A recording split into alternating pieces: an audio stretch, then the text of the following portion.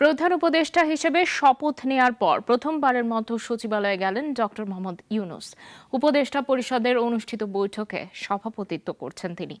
রাজনৈতিক দলের বিচার নিয়ে আন্তর্জাতিক অপরাধ ট্রাইব্যুনাল আইনের নতুন খসড়ায় অনুমোদন দিয়েছে উপদেষ্টা পরিষদ। অন্তর্বর্তীকালীন সরকার গঠনের পর প্রধান উপদেষ্টার বাসভবন যমুনা এবং প্রধান উপদেষ্টার কার্যালয়ে উপদেষ্টা পরিষদের নিয়মিত বৈঠক অনুষ্ঠিত হচ্ছিল। আজই প্রথম প্রশাসনের কেন্দ্রস্থল বাংলাদেশ সচিবালয়ে উপদেষ্টা পরিষদ সম্মেলন কক্ষে বৈঠক হলো।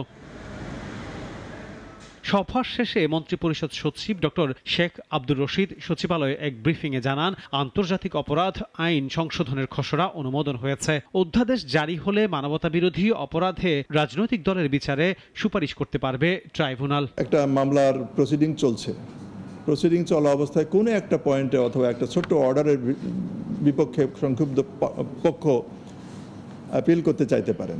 এছাড়া বিদেশে বসে কেউ মানবতা বিরোধী অপরাধ করলেও আন্তর্জাতিক অপরাধ ট্রাইব্যুনালের তা আমলে নেয়ার সুযোগ রেখে অধ্যাদেশ জারির উদ্যোগ নিয়েছে অন্তর্বর্তী সরকার।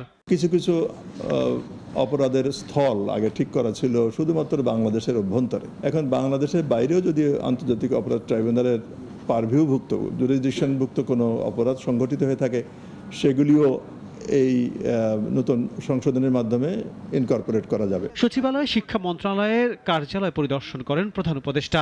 তার আগমনকে কেন্দ্র করে নিরাপত্তা জোরদার করা হয়। উপদেষ্টা, সচিব ও ঊর্ধ্বতন কর্মকর্তাদের গাড়ি ছাড়া অন্য কোনো গাড়ি সকালে সচিবালয়ে ঢুকতে পারেনি। দর্শনার্থী প্রবেশও সম্পূর্ণ বন্ধ রাখা হয়।